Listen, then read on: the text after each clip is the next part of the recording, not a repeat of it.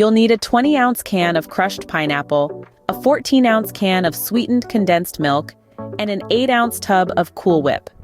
If you're feeling fancy, consider some optional toppings like whipped cream, nuts, or additional fruit. Start by combining the drained crushed pineapple and a third to a half can of sweetened condensed milk in a large mixing bowl.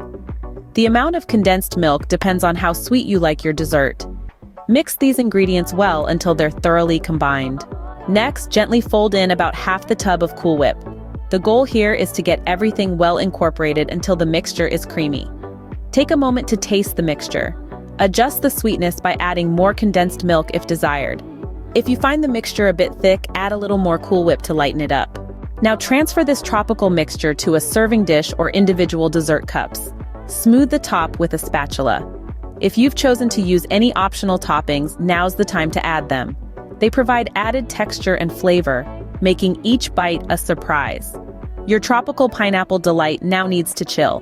Refrigerate it for at least 1 hour. Or, if you're in a rush, place it in the freezer for a quicker chill. The result should be a cold, slightly set dessert that's ready to be enjoyed.